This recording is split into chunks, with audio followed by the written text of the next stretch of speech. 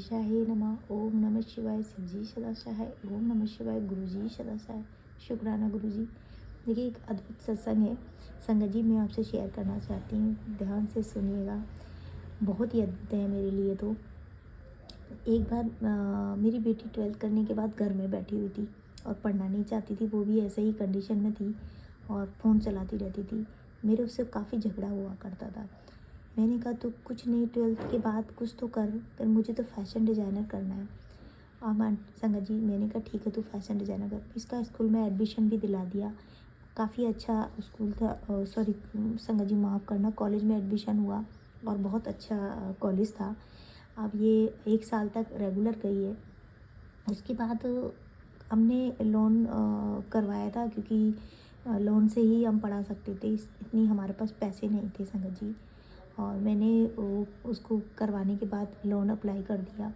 तो संगत जी देखिए, वो 1 साल पढ़ने के बाद उसने पता नहीं क्या हुआ कि वो बैकअप हो गई। कहती मम्मी, इससे 1 साल में जो मुझे जितनी जानकारी लेनी थी वो मुझे सब मिल चुकी है फैशन डिज़ाइनर की। और महाराज की कृपा से वो अपना बैकअप होके उसने मैं मतलब सोचा मैं लोन में आ जाएंगी मम्मी पापा, और पता नहीं कैसे उसको सुधी आई और वो वापस हो गई। और उस लोन उसने काफ़ी अच्छा लोगों से जान पहचान कर ली, और वो कहीं कहीं डिज़ाइनर करने के लिए कहीं कहीं जैसे फैशन के जो हाउस होते हैं वहाँ पर जाती थी। इसको थोड़ा थोड़ा पैसे मिलने लगे और ये अच्छे से काफ़ी जान पहचान बना के आगे बढ़ने लगी। तो फिर उसके बाद इसको मैंने कॉलेज भी करवाया, संगत जी गुरुजी ने करवाया, मैंने क्या कॉलेज भी किया इसने फाइनल। उस समय कोरोना भी आ गया। कोरोना के बाद इसने जॉब किया। जॉब करने के बाद इसने पहली जॉब की, तो संगत जी आप 25-26 हज़ार की शायद जॉब थी आई थिंक। तो ये नोएडा जाया करती थी संगत जी। तो मैं गुरुजी से बोलती, गुरुजी ये कहती मम्मी मेरी जो ब्रांच है ना वो नोएडा में भी है और कनॉट प्लेस पर भी है। देखिए, कनॉट प्लेस सीपी यानी हमारे घर के बिल्कुल ही 10-15 मिनट का रास्ता है, और नोएडा से आते हुए संगत जी इसको 11 साढ़े 11 बज जाते थे, क्योंकि ये पूरा करके और फिर इंजॉय करते हुए खाते पीते कैफ़े में बैठना और वो आना, मेरे को चिंता लगी रहती थी संगत जी, क्योंकि सर्कलों में बैठना। अब मैं ये कहती मम्मी मेरा ऐसी दुआ करो कि मेरा ना यहाँ पर ही ब्रांच में मैं आ जाऊँ सीपी में। संगत जी कुछ ही समय हुआ था और वहाँ से जॉब का मेरे थिंक 1 महीने ही हुआ हुआ, 1 महीना भी नहीं हुआ शायद संगत जी। और मैंने महाराज से बोला और महाराज ने उसकी ब्रांच चेंज कर दी और सीपी में शिफ्ट कर दिया। संगत जी सीपी में शिफ्ट करके उसको मैनेजर पे बना दिया, और वो मैनेजर की पोस्ट पर आप समझ सकते हो कि कोरोना से पहले 1 महीना पहले वो मैनेजर की पोस्ट पर आ गई। सैलरी भी बहुत अच्छी संगत जी कर दी महाराज ने। और उसके बाद उसकी अच्छी सैलरी हो गई और काफ़ी अच्छा कमाने लगी। संगत जी आपको मैंने पिछले सत्संग में भी बताया था जॉब के बारे में। लेकिन महाराज को मालूम था कि कोरोना आने वाला है और मेरे हस्बैंड की जॉब छूट गई, और हस्बैंड की जॉब छूटी तो मेरी बेटी की जॉब लगा दी। तो समझ सकते हो संगत जी, उस समय उसकी सैलरी आधी घर पर आती थी, और 26 हज़ार सब सैलरी थी जब तक कोरोना के टाइम पर। तो वहाँ उसकी आधी सैलरी घर आती थी, और घर बैठे ही उसने वर्क फ्रॉम होम किया और बढ़िया हमारा खर्चा चलता रहा गुरुजी की मेहर से। कुछ पैसे सेविंग थे संगत जी, पर मैं सोचती थी कि ये खर्च हो जाएंगे, तो अब तो हमारे पास बिजनेस भी नहीं है, अंकल की जॉब भी नहीं। महाराज ने मेरी शेविंग भी खर्च नहीं कराने दी, और मेरे अंकल ने छोटा मोटा काम करते रहे कोरोना में, और जो गुरुजी ने बहाव दिए सेवा, और कोरोना में भी वो जगह जगह सेवा में जाने लगी। मेरे बच्चे में भी इतनी भावना थी संगत जी कि वो भी कहती थी पापा मेरे से पैसे ले दो सेवा, मैं कुछ भी कर दूँ। तो ये हमारे गुरुजी हैं जो बच्चों को भी उन्होंने नीमा और ऐसे बनाया।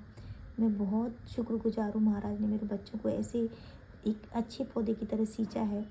और उसके बाद संगत जी मेरी बेटी की कोरोना खुलने के बाद सैलरी तो आती रही, मेरी कोरोना खुलने के बाद मेरी बेटी की जॉब भी बहुत अच्छी लगी।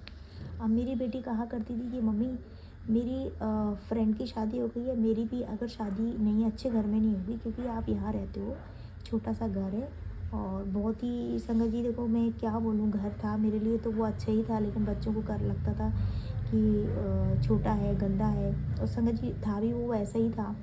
लेकिन महाराज की कृपा ऐसी हुई, मैं कहती थी कि नहीं मैं कहाँ जाऊँगी, कहती है मम्मी आप है ना अच्छा घर चेंज कर लो, मैं आपको किराया दूँगी इसका। तो संगत जी महाराज की कृपा से मैंने काफ़ी घर ढूंढे, मैंने खरीदने का भी सोचा संगत जी, लेकिन नहीं, उन्होंने महाराज ने मुझे घर भी नहीं खरीदवाया और कुछ भी नहीं। और मैं जहाँ भी बयाना करने जाती थी भाव बना लेती थी कि महाराज यहाँ गद्दी लगाऊंगी ये लेकिन महाराज की कृपा नहीं थी, मेरा बयाना भी वापस हो जाता था संगत जी, और मैं वापस आ जाती थी। तो देखिए महाराज क्या चाहते थे वो महाराज ही जाने। मैं महाराज से बोला करती थी, मेरे को बेटी बोलती थी मम्मी मेरे को ऐसा लड़का चाहिए, बिजनेसमैन चाहिए, कम उम्र का होना चाहिए और उसके घर के आगे गाड़ी होनी चाहिए, और मैं भी इतना कमाती हूँ तो मेरे से तो अच्छा कमाए। तो महाराज से मैं बोला करती थी महाराज ये ऐसा लड़का मांग रही, मैं कहाँ से लाऊँ। और कोरोना ख़त्म ही हुआ था, लेकिन बच्चे का भाव ऐसा था तो मैं बहुत परेशान हो जाती थी कि हम छोटे शादी में कुछ इतना करने वाले नहीं हैं, छोटा इतना कुछ हमारे यहाँ थोड़ी डिमांड भी होती है बनियाओं में। मैं तो कैसे होगा, लेकिन महाराज सब देखते थे, कभी फूल गिरा देते ऊपर से शुरू से, कभी बटरफ्लाई उनके स्वरूप पर आके बैठ जाती थी। तो महाराज अपनी प्रेजेंट बहुत फील कराते थे। वही नहीं, मैं इतना नहीं समझती थी, लेकिन महाराज की कृपा से मेरी बेटी के लिए रिश्ता आया, बहुत अच्छे अच्छे घरों से आए। और जब रिश्ता आए तो मैं महाराज से पूछा करती थी महाराज आप बताओ मैं कहाँ करूँ। महाराज ने जैसे मैंने सत्संग में बताया कि महाराज ने रोटी पे दोनों का नाम ब्लेस कर दिया। तो ये हमारे गुरुजी हैं और बहुत अच्छे घर में उसका रिश्ता हो गया, अच्छे से हो गया सब कुछ। महाराज ने शादी भी बहुत अच्छे से करा दी संगत जी। उसके बाद बेटी कहती है कि मम्मी रिश्ता हो गया है तो मतलब मेरा जो हस्बैंड है इस पुराने घर में कहाँ सोएगा, कहाँ रहेगा। तो मेरे दामाद जी को तो कोई ऑप्शन नहीं था कि मतलब कोई परेशानी नहीं थी। उन्होंने कहा कि मम्मी मैं तो यहाँ भी एडजस्ट हो जाऊँगा, लेकिन मेरी बेटी को घर दिखाने में भी अजीब सा लग रहा था, वो घर पे नहीं आने दिया दामाद जी को।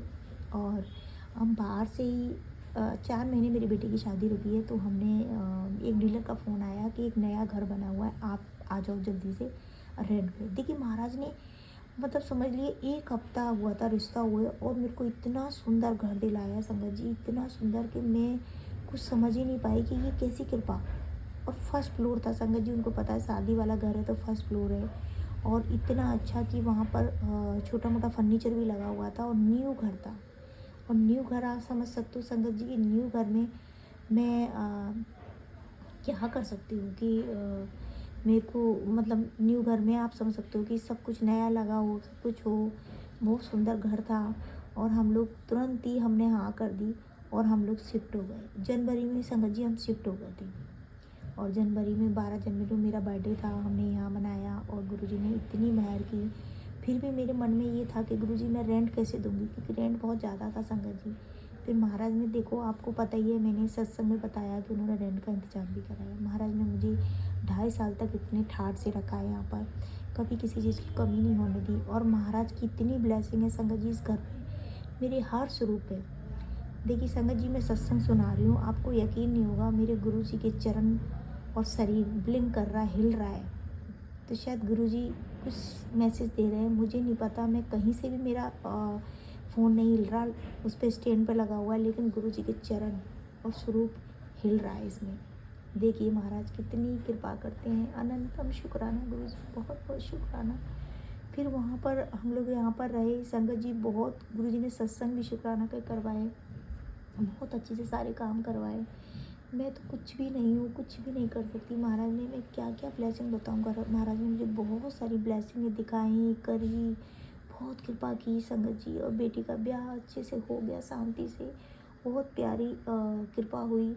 और ये मेरे महाराज हैं जो सब कुछ कर सकते हैं। उन्होंने मेरा हर चीज़ में राशन भी बढ़ाया और मेरे काफ़ी चीज़ों में ब्लेसिंग हुई है। और मेरे घर में ये था कि मेरी बेटी कहती थी मम्मी आप काम करोगी और मैं चाहती हूँ कि यहाँ नौकर लगवा लो आप। संगत जी मैंने कहा कैसे लगवाऊँ नौकर, मैं कहाँ ढूँढूँ। तो महाराज ने मुझे एक नहीं दो दो मेड दी काम करने के लिए, और अच्छे से वो मेरे घर में इतने अच्छे से काम करके गई, मेरे को कोई चिंता ही नहीं हुई। मतलब इतनी मुझे महाराज ने हाथों में रखा, बहुत शुक्राना है महाराज का, अनंतम शुक्राना है कि मेरे गुरु की कृपा ऐसे बनी हुई है मेरे ऊपर। संगत जी मुझे गुरु जी बहुत कुछ दिखा देते हैं, बहुत कुछ नज़ारे दिखाते हैं, कभी नहीं भी दिखाते, वो उनकी मेहर उनकी कृपा है। देखिए ओम के दर्शन भी हो रहे हैं संगत जी चरणों पर। गुरु जी कुछ तो मुझे दिखाना है, मेरा मन नहीं कर रहा है कि इस वीडियो को मैं यहाँ तक ही रखूँ, क्योंकि महाराज की इतनी कृपा है, इतनी ब्लेसिंग हो रही है इस रूप में। Love you Guruji, love you Maharaj. इतनी सुंदर दर्शक हो रहे हैं संगत जी, मैं झूठ नहीं बोल रही संगत जी। आप देखिए इस रूप में मुझे खुद को हैरानी हो रही है। गुरुजी अपने चरणों को हिला रहे हैं, अपनी गद्दी को हिला रहे हैं संगत जी। सिर्फ कैमरे में ही दिखाई दे रहा है, वैसे मुझे नहीं दिखाई दे रहा है। चरण हिला रहे हैं।